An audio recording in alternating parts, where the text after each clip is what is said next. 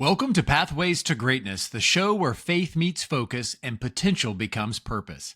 I'm your host, Jeff Forrester, mental performance coach, speaker, and believer that greatness begins within. Each episode, we'll uncover the biblical principles, mindset strategies, and daily disciplines that help student athletes, parents, and leaders just like you walk boldly in their calling. Let's step onto the path that leads to true greatness, God's way. Welcome back to Pathways to Greatness podcast. It's me again, Jeff, your host, and it's a solo episode.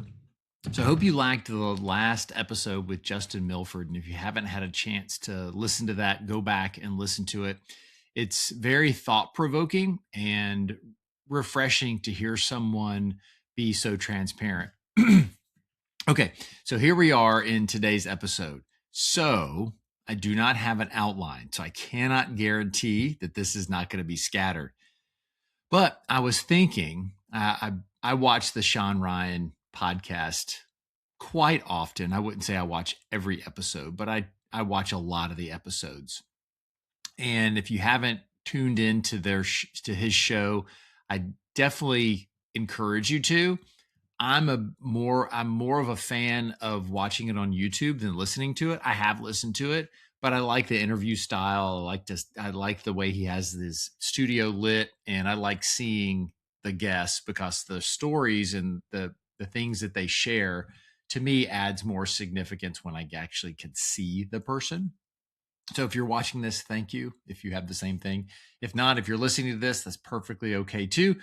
But I started thinking, with the last episode that I watched of Sean Ryan, I just finished, and so many of it's people who served in the military, and they talk about the separation. They talk about their identity and where their identity lies. And I know I've had episode before talking about identity, and then the other part that this last episode talked about was journaling. And I started thinking about these solo episodes. I've never been consistent with journaling. I've tried and been relatively successful, some, but not enough to stick with it, and not really sure why. But it's always helpful. So if journaling is helpful for you, that's great. And I started thinking about these solo episodes, and I feel like this checks the box for me for journaling, because the majority of all of the solo episodes are things that are going around in my head that I want to share my thoughts about. And that's what journaling is all about. It's getting things that's in here out. And so whatever channel that you have, whatever method that you have to do that, then go ahead and do it. And journaling is probably the easiest for most people, because most people, don't feel comfortable doing this, talking or even being on camera. And then the other part is that most people don't have a podcast that they've started or willing to start a podcast. So there's a couple of things there. Journaling's easy. You just pick up a notepad and off you go.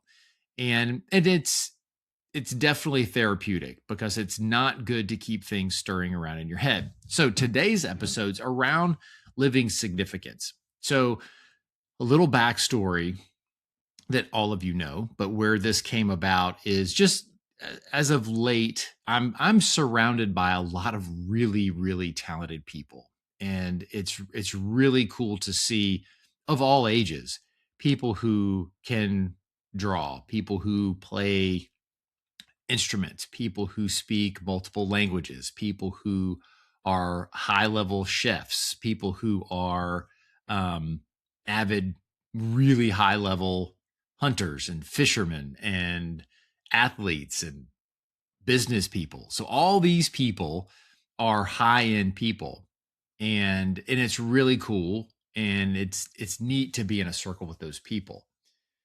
Other than, it makes me feel really insignificant, meaning that, and I joke about it, and I need to stop, because what we speak happens, and what we speak and what we say out loud goes into our brain. So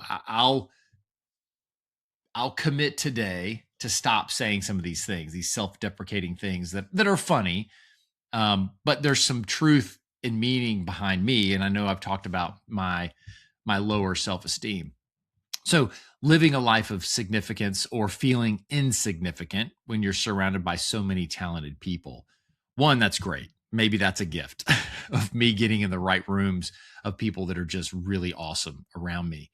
But looking at my past is for 22 years, I was in the pharmaceutical industry and had developed a really unique skill and was good at what I did. I was really good at what I did. And that was from a work process. And I started thinking that that's where my identity was because that's where I put all of my effort. And when I say all of my effort, I was all in on that. And everything else took a distant backseat to it. So that's how I became really good at that. And that's how so many people, athletes like Kobe Bryant, they were obsessed over being the best basketball player. And that has its downfalls. It's really cool to be obsessed over something and being the best at it. And it can be a very big distraction over what's really important. So I started having these just moments of just feeling insignificant about not being able to do anything right. Not, the last, 4+ years that I haven't had a W-2 job where I haven't felt fulfilled, haven't felt significant. And I'm just sharing these thoughts because these words have just come to mind because it was displaced, meaning that I felt that because for so long I strived for a title. I strived to fill a hole with a title, with whatever job that I had, with whatever salary that I had. And you'll never fill those holes with those things because it's as soon as you put something in there, if it's salary, if it's title, it just goes out the back end because there's always more money to make. There's always a better title to have. And I'm 53. So this is probably, what I hope is a midlife crisis because that means I'm midway through. So I'm looking at 106, but, and that's a goal that I want to live a long and healthy life. And so through this feeling of insignificant, it just dawned on me, and I know that it's not by mistake because I needed to be aware, excuse me, is that I shifted my focus and what I wanted to be the best at to being a husband, a dad, and a Christian. And so really it was Christian.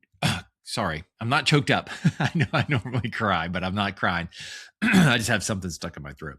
So it really was Christian, husband, father.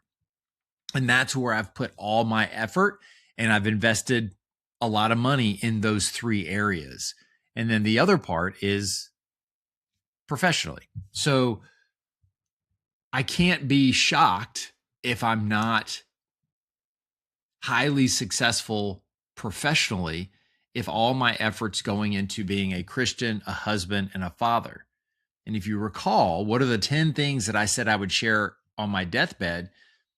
Those are the top 3 things of loving the Lord with all your heart, loving your wife, and loving your kids. So seeing the connection between those is cool. But the human inside of me, and I'm just being totally transparent with you, is that being human, I feel like I'm not significant in the world, meaning that my mental performance business for student athletes sputtered at best. I love doing that. I enjoy doing that. And there's things that I haven't done to market myself, but it just didn't feel right. And some of it, and I don't even think it was from being the imposter syndrome that I wasn't worth enough, but it just didn't feel right. It felt very forced. And so from that, I just didn't do it. So I firmly believe that the Holy Spirit provides you peace when you're doing what you're supposed to be doing. And I want to do it. I still will more than happy work with teens, young adults, families, coaches, businesses, do professional coaching. I will do that at a drop of a hat. So I'm not saying that I'm not going to do it, but I just didn't feel peace in marketing those services through social media. One, because I'm really trying not to spend as much time on social media, and I didn't want to be consumed with creating content on a regular basis to put things out. So to me, that meant forced. And I have a big network of athletes thinking that I would be able to generate enough business, probably not to sustain us from a salary perspective, but to bring something in. And it was like every time I would go and try to work with someone, I'd have a conversation, then that one just died on the vine. And so when you do that enough times and you're not getting peace about promoting yourself, is it time to pivot? What is it time to do? And so, but the human inside of me, the comparison syndrome that we all have because we are on social media, we do see things. It's like, okay, so why not me? Why am I not being able to connect with the right audience?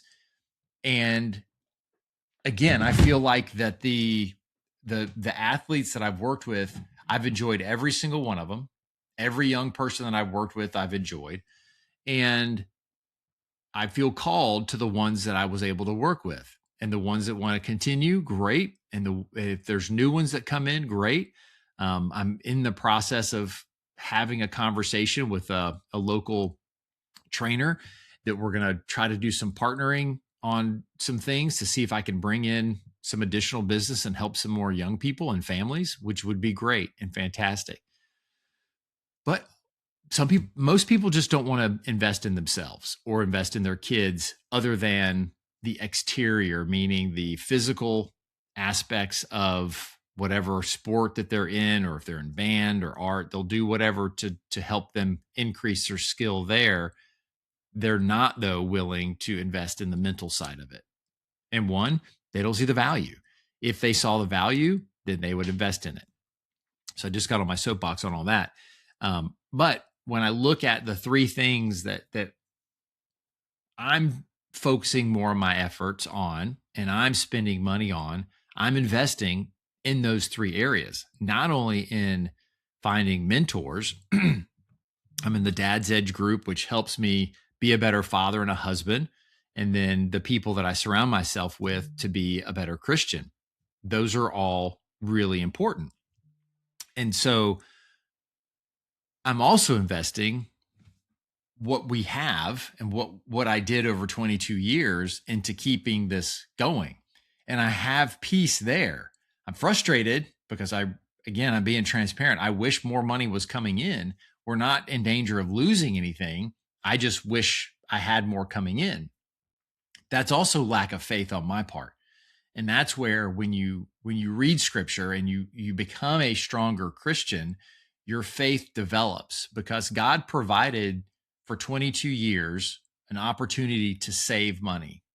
And I believe it was just for this time that I have now, because the time that I've had with Deuce and the time that I'm going to have with Lorelai for the next 3 years while she's still at home, at the end of my life, if I said, okay, I either have X number of dollars in the bank or I spent X number of dollars for 10 years to be able to spend all my time with them, I will not regret spending the money that I had for that for them. And I'm preaching to myself right now. This is all real time. Like I said, no outline, nothing.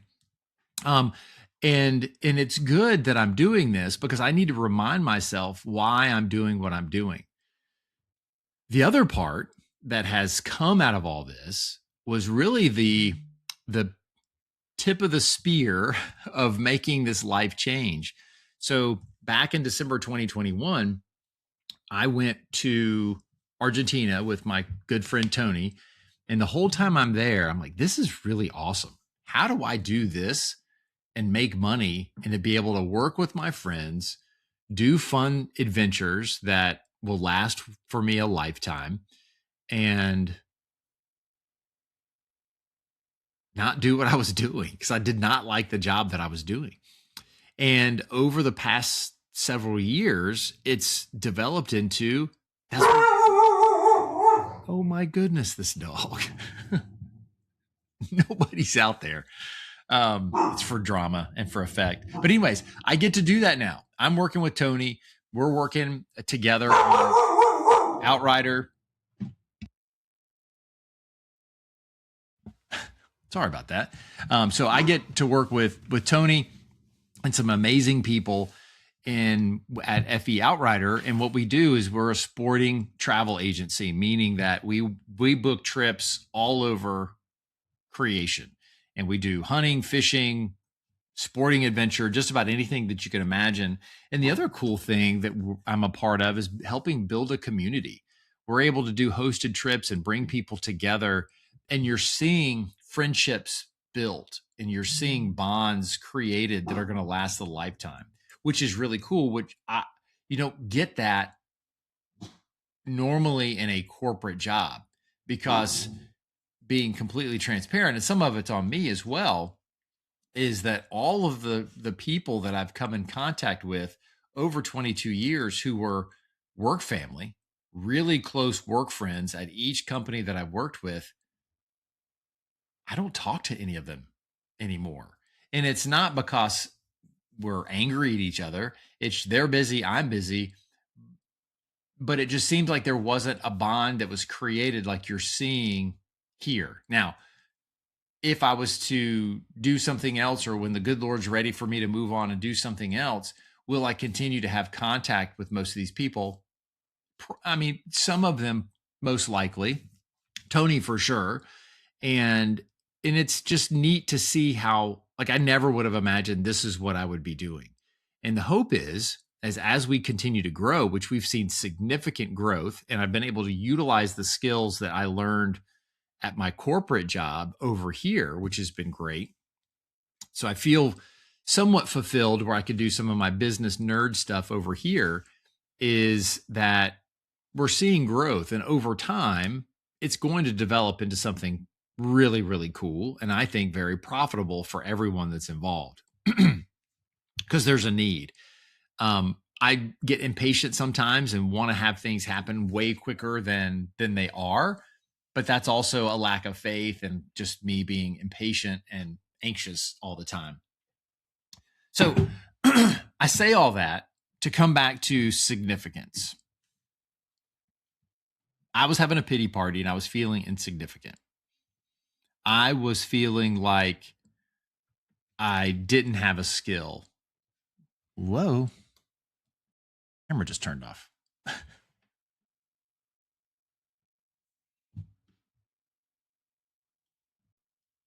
Well, that's what I get for fiddling with wires while I'm talking.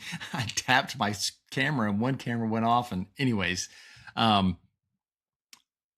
so feeling insignificant and feeling like you don't have a skill and you don't have talent, it's a frustrating place to be, because there's things that I am talented with and that I am good with. I'm not really sure, on the outward appearance, and some of it's just because of my attention span is pretty narrow to stay locked in on something and still be able to be a good Christian, a good husband, and a good father. That's what I need to stay focused on. And I don't need to be distracted with the other things, which I firmly believe are distractions from the devil.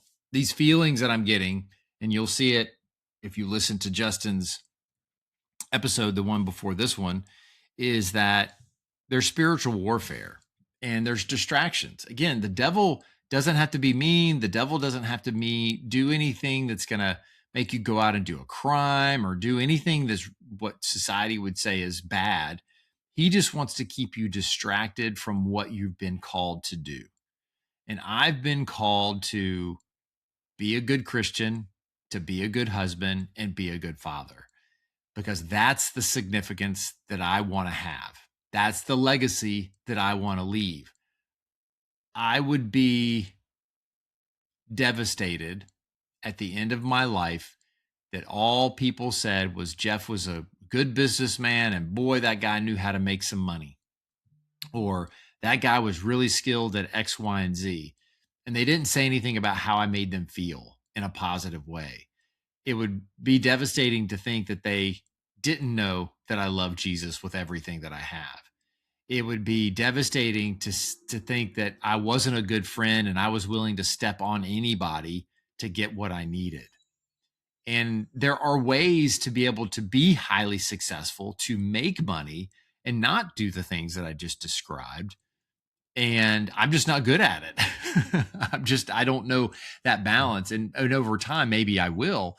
Because again, I'm only 53. I mean, there's a lot of runway left in my life, God willing, and the creek don't rise, as my dad would say. But I just want to challenge you to think about your significance. Think about the legacy. Think about when you're feeling down and you're feeling bummed and you don't really know, why am I here? Think about the three things that I'm being very deliberate about. Are you being a good Christian? Are you doing the things that you need to do to make sure that you're loving God with everything that you have and loving your neighbor? Those are the two big commandments that he has for us. Are you being the best husband, wife, boyfriend, girlfriend, whoever you're listening? I think most of these are men that listen to the show. But and then, are you being a good parent? There's different phases of what being a parent is all about.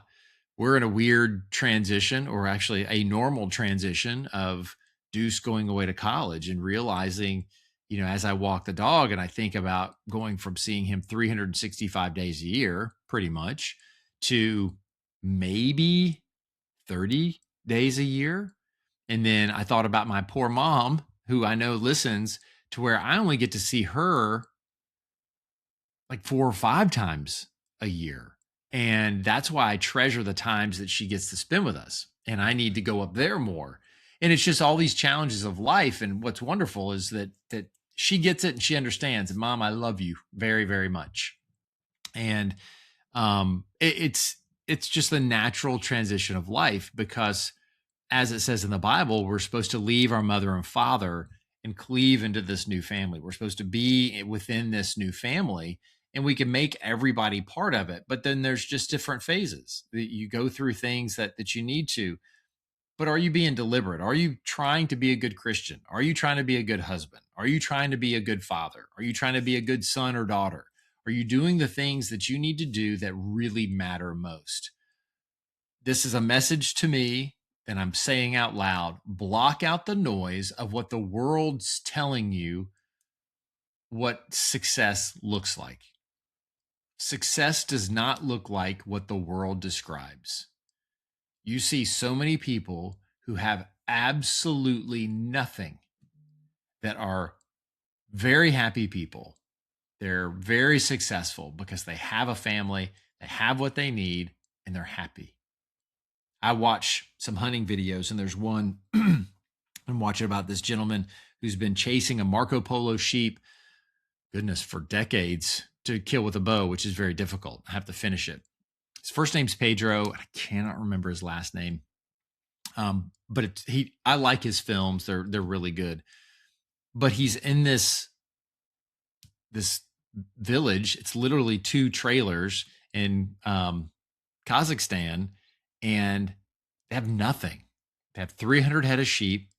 And when you look at the trailer that they have, I think it's 8 of them. And there's 2 different trailers. They have what they need. They're fed. They have clothes. And they're all smiling because they're not dealing with the nonsense that we continue to allow to bother us. Okay. So all I'm saying for this message and for this journal entry that I'll call the solo episode is be careful where you put your significance. Be careful where you're aligning your identity, and make sure to remind yourself what's really important. And the best way to think about that is that if you're on your deathbed, or when you're on your deathbed, what do you want to be the biggest thing that stands out in significance? If it's your career, then that's your goal. That's fine. That's what you do. But for me, again, this is a verbal, auditory reminder to me. The most important thing to me, and the things that I want to be the most significant in my life, in my legacy, is that I'm a good Christian, a great father, a great husband. I just forgot. Good son, brother. I want to be seen as a good human and happy. So, all that being said, this is Pathways to Greatness. I'm your host, Jeff Forrester. I hope you enjoyed this episode. And if you have some thoughts that you want to come on and share and talk through, shoot me a message. I'm looking for guests. You can tell when I don't have a guest, I'm here doing solo episodes, and I think it's okay as well. So have a wonderful day, and I appreciate you. Thank you.